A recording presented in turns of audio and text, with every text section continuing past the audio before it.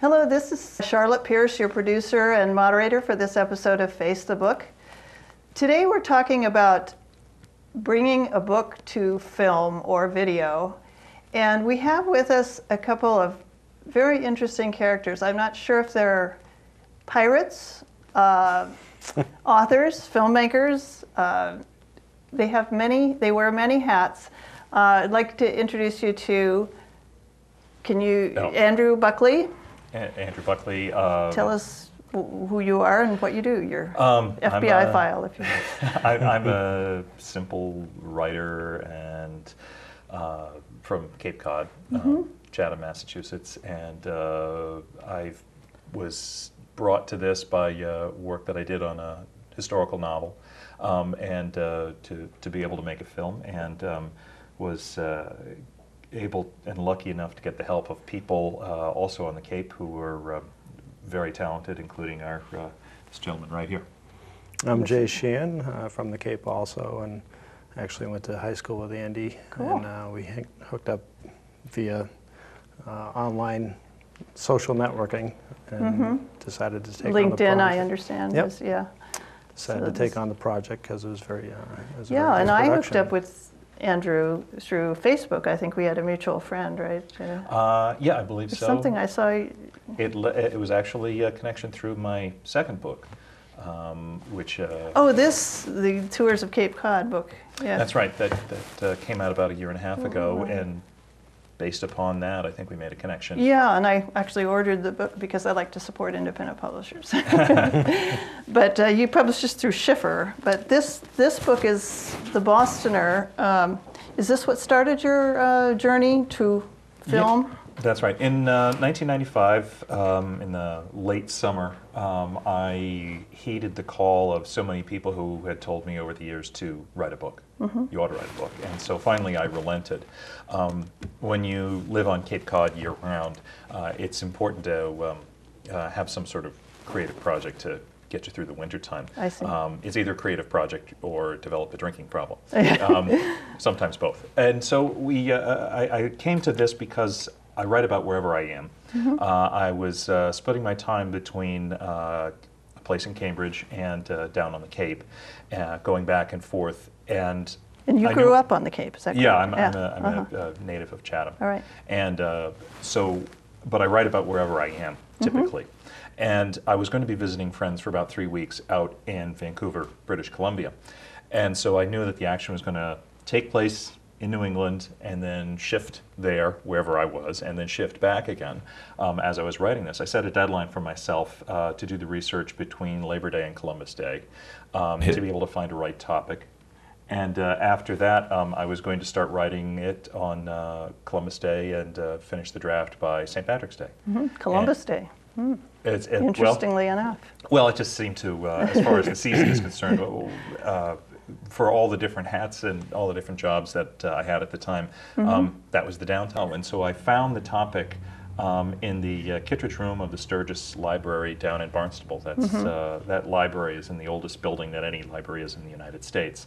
And I found in Samuel Eliot Morrison's Maritime History of Massachusetts a story that about the first American voyage around the world. And its commander, John Kendrick, who never returned after many years out in the Pacific, never returned from that voyage and was killed under very mysterious circumstances in Hawaii, accidentally, it was said, by a rival English trader, the name of the ship being the Jackal. That sounds pretty mysterious and fun for a novel or a film. Well, it was the sort of thing that I just couldn't make up. Yeah.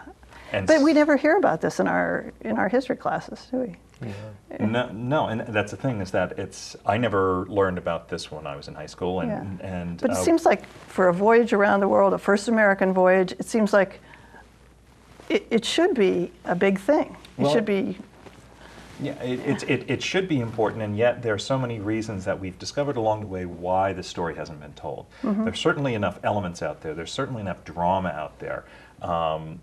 But and certainly enough historical importance. This is the story that links the voyages of Captain James Cook with the expedition of Lewis and Clark. Wow. If it hadn't been for those for the Columbia expedition going out to bring the information back to Thomas Jefferson, he would have never sent Lewis and Clark out there. That is truly amazing that we never hear about this. Did you? I mean, what got you Prior interested to this, in it? no. I was very interested in the story once he had told me about it, and having a production background. Yeah.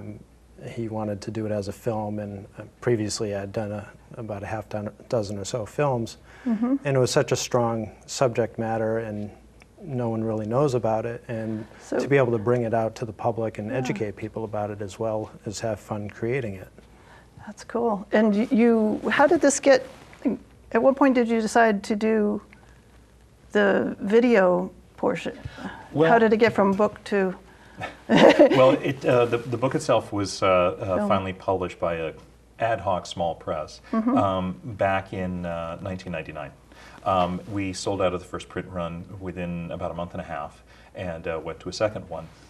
It did pretty well. It was a regional bestseller down on the Cape. I did book signings down there at the MIT Coop. We did a reading at the Harvard Coop as well. That was real fun. And then I went out to the West Coast and did a number of signings there, including on board the tall ship Lady Washington, which is a replica of one of the vessels that left Boston in 1787. Where is that? Lady Washington. It is it's out of Aberdeen, Washington, Oh, Grays yeah. Harbor Historic Right. Seaport, and it's actually the official tall ship of Washington Cool. State. I grew up out there.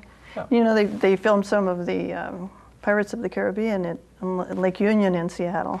Yeah, well, that Did you see it? they Yeah. actually brought the Lady Washington also for that first one, Right. through the Panama Canal into the Caribbean itself, and so that was. But I had a connection with the Grays Harbor Historic Seaport anyway, Right.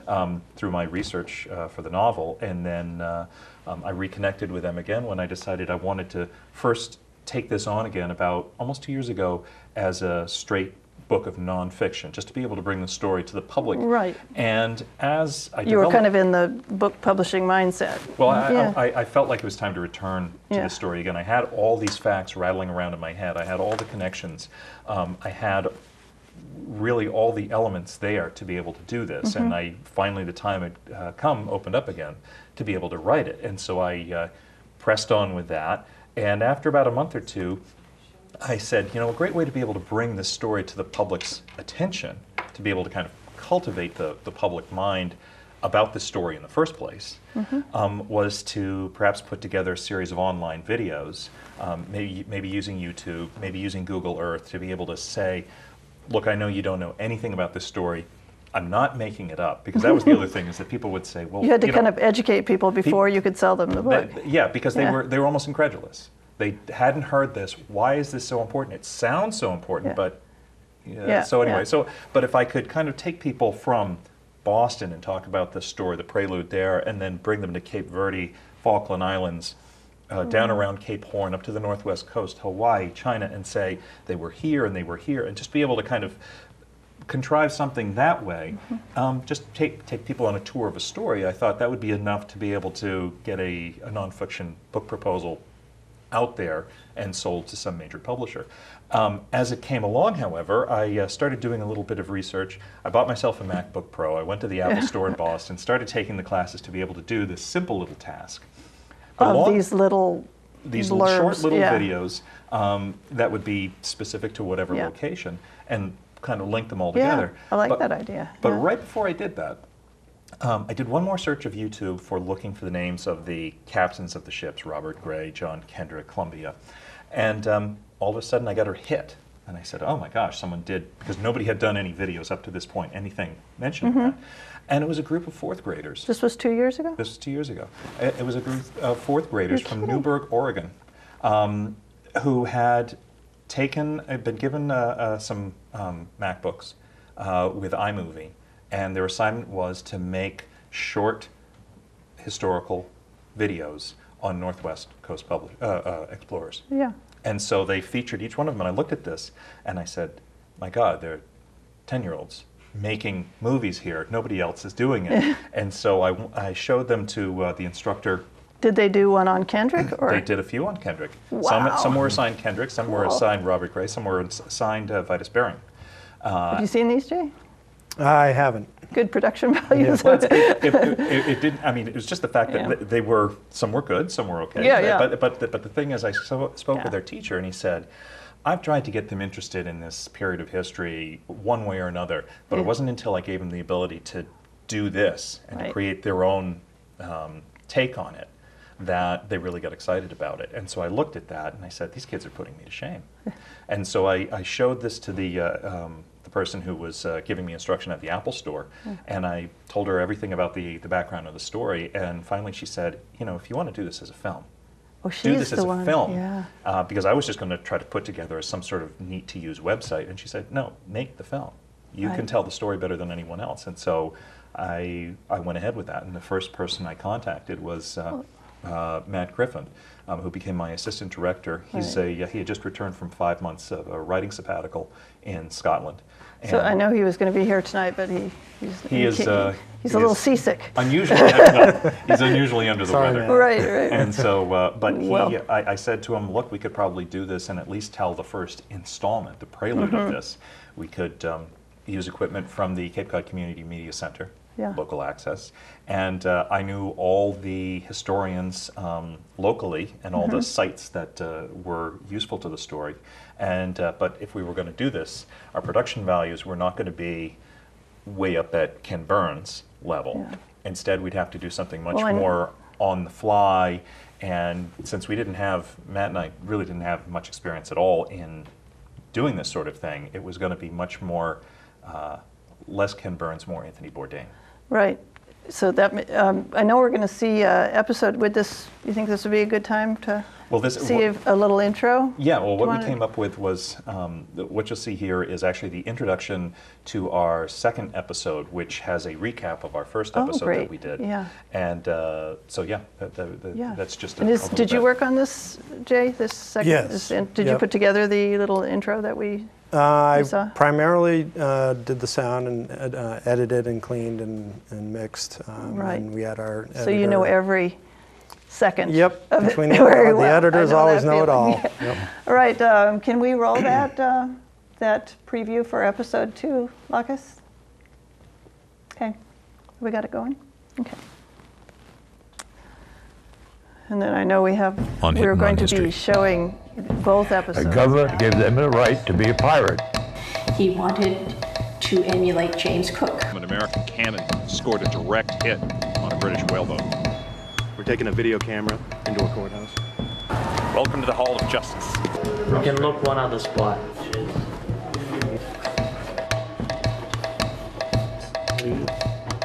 There it is. That's it. Let's go inside of the Marshfield McDonald's. Once you get your picture taken there, Evan. Oh, you built that ship there, didn't you? He sailed on it, never mind built it. They built up an economy based on trade, based on shipping, sort of like UPS. He was never on Kendrick's side, and you can't really trust anything he would have written. I think this was one of the great investment opportunities of all time. First American ship to circumnavigate the globe.